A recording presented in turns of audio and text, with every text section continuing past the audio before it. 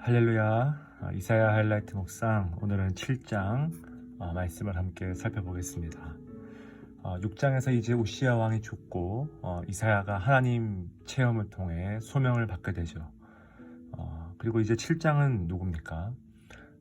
우시야의 손자요 요담의 아들인 유다의 아하스 왕 때에 그렇게 말하고 있습니다. 바로 이 아하스 왕의 이야기가 이제 시작이 되죠. 이 7장부터의 이야기, 특히 이 아하스 왕의 이야기가 지배하는 이 중요한 테마가 뭐냐 하니까 바로 이것입니다. 하나님을 믿을 것인가 아니면 열방을 믿을 것인가.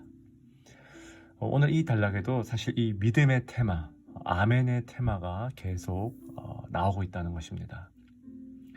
어제 말씀에서 하나님께서 그런 경고의 말씀을 하셨죠. 이 백성은 듣기는 들어도 깨닫지 못할 것이다. 보기는 보아도 알지 못할 것이다. 그런 말씀을 하셨어요. 하나님을, 그 말씀을 전혀 인격적으로 체험하지 못하는 그런 세대라는 거예요. 우리가 계속 살펴보겠지만 오늘 말씀에 등장하는 이 아하스 왕이 바로 이러한 세대의 대표적인 전형이자 예시로 이제 맨 처음 등장하는 거예요. 하나님의 말씀이 주어졌어도 듣지 못하는 그 마음, 분명한 계시로 보았음에도 불구하고 알지 못하는 그 안타까움이 이제 계속된다는 것입니다. 자, 여러분 보십시오. 지금 이 아하스 왕과 유다 백성들이 어떤 상황에 처해 있습니까? 아람의 르신 왕과 르말리아의 아들 이스라엘의 베가 왕이 이제 올라와서 이제 예루살렘을 쳐들어오죠. 자, 그런데 여러분 중요한 것은 이게 여러분 굉장히 중요한 겁니다. 분명한 팩트가 뭐냐면 이들이 올라오고 쳐들어왔지만 이들이 아무리 이렇게 쳐들어와도 능히 이기지 못했다는 거예요. 여러분 이게 굉장히 중요합니다. 정작 우리가 두려워하는 대상은요, 실제로 그다지 우리에게 큰 두려움의 대상이 아닐 수 있다는 것입니다. 필요 이상의 어떤 두려움이 우리의 마음과 우리의 심령을 지배할 때가 참 많이 있다는 거예요. 이 필요 이상의 두려움. 자, 그 와중에 어떤 한 소문이 들려옵니다. 바로 아람과 이 쳐들어왔던 에브라임, 이스라엘을 가리키죠. 이 아람과 이스라엘이 서로 동맹했다는 거예요. 자, 여러분 이 구절을 이해하려면 어느 정도 이 당시의 국제 정세에 대한 설명이 필요합니다. 지난 시간에도 말씀드렸지만 우시야 왕이 죽던 그 즈음에 이제 이 고대 근동의 맹주로 어떤 제국이 뜨고 있다고 제가 말씀드렸죠. 그렇죠. 바로 이 아수르. 자, 이 아수르라고 하는 나라, 실제로 이사야 36장에 가면 히스기야 왕 때는 이 아수르가 엄청난 국가적인 위협이 되죠. 그러니까 지금 이 아수르를 물리치기 위해서 뭡니까? 이 연합해 있던 이 아람과 북이스라엘과 이 남유다가 이제 연합해서 말하자면 반아수르, 이 안티 아수르의 이 연합 전선을 형성하자는 거죠. 그런데 이 유다가 함께 이 동맹을 하지 않으니까 뭡니까? 이제 이 아하스를 강제로 폐위시키고 다른 자를 왕으로 세우기 위해서 이제 유다를 침공하는 그런 상황이라는 거예요. 자, 그런데 분명한 팩트가 뭐냐면 이들이 지금 힘을 합쳐서 예루살렘을 쳐도 뭡니까? 분명히 이기지 못하는 그런 상황임에도 불구하고 여러분 2절 말씀에 여러분 하반절의 표현이 여러분 참 재밌죠.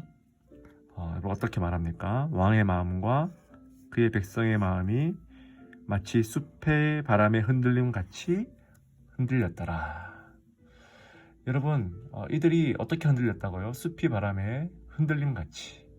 바람이 이리 불면 이리 흔들리고 또 저런 바람이 저 바람이 저리 흔들리며 또 저리 흔들리는 이 숲의 나무들과 같이 그렇게 이 마음이 오락가락 흔들렸다는 거예요.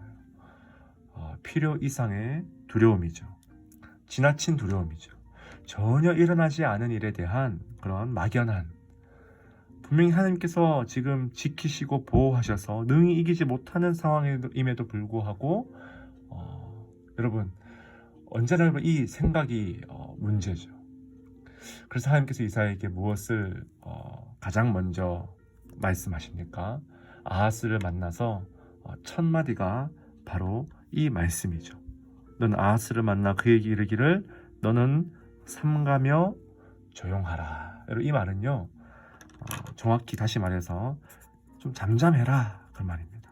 흔들리지 말고, 바람 따라 이리저리 흔들리지 말고 잠잠해라, 잔잔해라. 마치 예수님께서 갈릴리 호숫가의 그 사나운 풍랑과 파도 속에서 잠잠해라 명하셨듯이 필요 이상으로 요동치는 그 두려운 마음을 제발 좀 가라앉히라는 거예요. 왜 그렇습니까? 너가 지금 사나운 불길처럼 착각하고 있는 저 아람과 르말리아의 아들이 여러분 실제로는 뭐와 같다고요? 연기 나는 두 부직갱이 구루터기에 불과하다. 너는 그것을 맹렬한 불길처럼 도저히 사로잡을 수 없는 불길처럼 그것이 올라오고 있다고 착각하지만 그래서 필요 이상으로 두려워하지만 그들의 실체는 연기를 계속 피우긴 하지만 그 어떤 불의 실체도 없는 전혀 두려움의 대상이 아니라는 거예요. 그래서 뭐라 말합니까? 두려워하지 말며 낙심하지 말라. 자, 여러분 계속해서 5절 6절 보십시오. 이 5절 6절에는 악한 대적들의 지금 전략을 들추어내고 있죠. 좀 전에 말한 대로 이 아하스를 내리고 다부엘의 아들, 다른 사람을 왕으로 세워 삼고자 하는 이 그들의 악한 전략, 이것이 막 어떤 사람들을 통해서 이제 소문, 일종의 가십이죠. 소문으로 막 들려오는 거예요. 자, 그런데 이 뜬구름 잡는 이 소문에 대해서 명확한 주 여호와 하나님의 말씀이 여러분 무엇입니까? 바로 그 일은 절대로 서지 못하며 이루어지지 못하리라. 하나님 분명히 말씀하시는 거예요. 그 소문은, 너가 두려워하는 그 소문은 절대로 이루어지지 않을 것이다. 자, 그리고 지금 이 아하스의 입장에서는 뭡니까? 선택의 기로에 지금 서 있는 거죠. 북쪽에서 들려오는 이 두려운 소문에 내 마음을 다 내어줄 것인가? 아니면 이 7절, 이 하나님의 이 영원한 말씀에 내 마음을 내어줄 것인가? 소문인가? 말씀인가? 자, 그리고 9절 말씀, 오늘 말씀이 이렇게 이제 마무리가 됩니다. 너희는 굳게 믿지 아니하면 굳게 서지 못하리라. 여기서 이 믿지 아니하면 이 말은요, 우리가 원어 그대로 말하자면 이런 뜻입니다.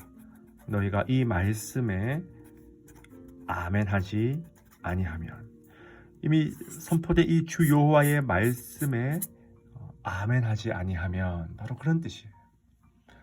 하나님의 말씀이 이미 선포되었어요.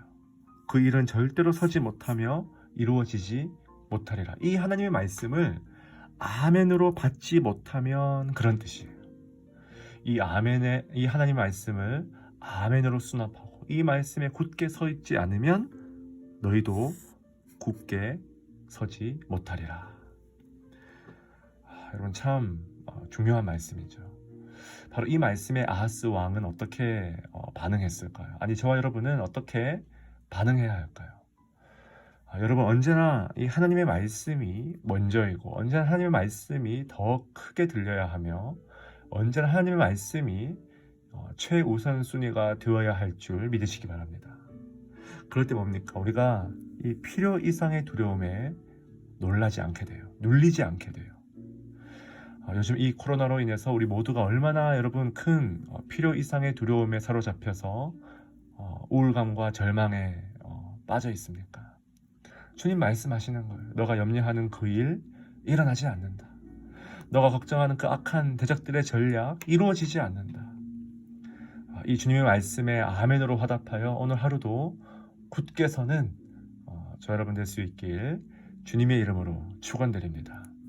우리 함께 이 말씀 위에 굳게 서서 아멘으로 화답하는 그 마음으로 함께 기도하며 나아갑시다.